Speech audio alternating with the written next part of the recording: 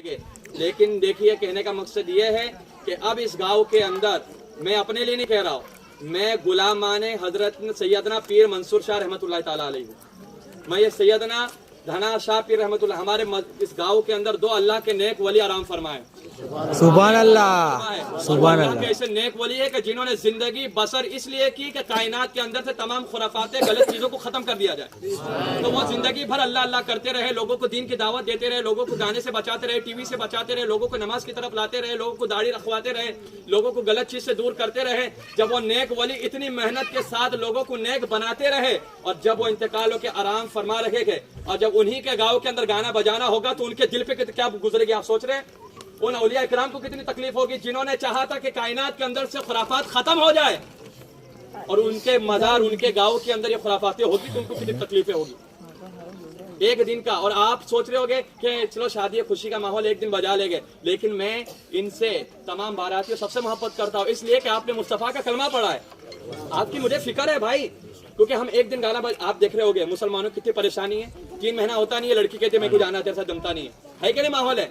अब तलाक कितनी ज्यादा हो रही है, ये नहीं होता तो एक ही होता है, डॉक्टर साहब दवा दे दो, 3 साल हो गए औलाद नहीं हो रही। ये मसला भी फैल गया है। और कितने लोग क्या रहे मौलाना के पास, मौलाना तावीज दे दो, क्यों? कहते हैं कि औलाद तो हो गई लेकिन फरमा बरदार नहीं है, मारती है।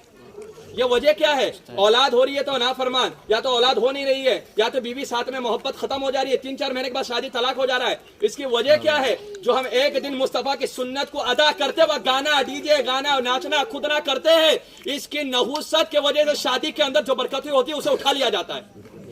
तो एक दिन की खुशी के लिए जो इनकी 40 साल 45 साल 50 साल की आपस की जिंदगी रहेगी वो खराब नहीं हो रही है, वो खराब नहीं हो रही है। तो उससे बचाना है तो ये गाने बजाने करना होगा। एक दिन नाचोगे 40 दिन की पूरी जिंदगी का सुकून चला जाएगा। तो एक दिन नाचने से सुन्नते रसूल के दायरे में रहकर शादी और निकाह करोगे तो 45 साल तक अल्लाह उसके रसूल आप पर रहमतों की बारिश अता फरमा देगा। सुभान अल्लाह। तो 45 साल की जिंदगी को अगर अच्छा बनाना है तो शादी के अंदर खुराफात को खत्म करना होगा।